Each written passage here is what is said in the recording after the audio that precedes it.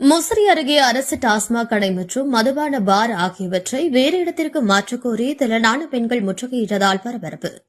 திருச்சி மாவட்டம் முசிறி அருகே பெரியபள்ளிபாளையம் கிராமத்தில் அமைந்துள்ள அரசு டாஸ்மாக் கடை மற்றும் புதிதாக திறக்கப்பட்ட மதுபான பார் ஆகியவற்றை வேறு இடத்திற்கு மாற்றக்கோரி அப்பகுதியைச் சேர்ந்த 100க்கும் மேற்பட்ட பெண்கள் கடையை முற்றுகையிட்டு போராட்டத்தில் ஈடுபட்டதால் பெரும் பரபரப்பு ஏற்பட்டது. திருச்சி மாவட்டம் தொட்டியம் தாலுகா பெரியபள்ளிபாளையம் கிராமத்தில் அரசு டாஸ்மாக் கடை இயங்கி வருகிறது. தற்போது அதனுடன் இணைந்து மதுபான பாரும் செயல்பட்டு வருகிறது.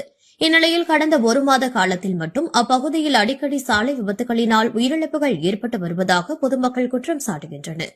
நேற்று மாலை அப்பகுதியில் மோட்டார் சைக்கிள் அருகே நின்று பேசிக் கொண்டிருந்தவர்கள் மீது கார்கள் மோதிய விபத்தில் பரிதாபமாக 2 உயிரிழந்த சம்பவம் சோகத்தை ஏற்படுத்தியுள்ளது. மேலும் பலர் காயமடைந்து சிகிச்சை பெற்று வருகின்றனர்.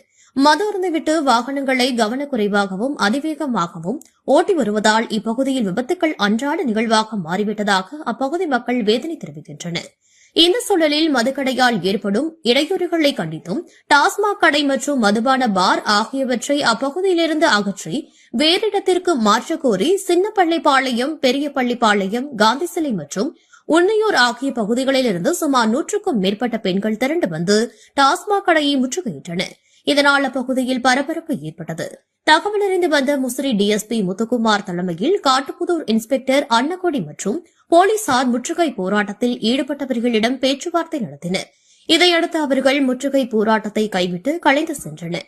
முன்னதாக அப்பகுதி பொதுமக்கள் கூறுகையில், அரசு டாஸ்மாக் கடையை அங்கிருந்து அகற்ற நடவடிக்கை எடுக்கவில்லை என்றால் திருச்சி மாவட்ட ஆட்சியர் அலுவலகம் முன்பாக போராட்டம் நடத்தப்படும் எனவும் கூறி சென்றனர்.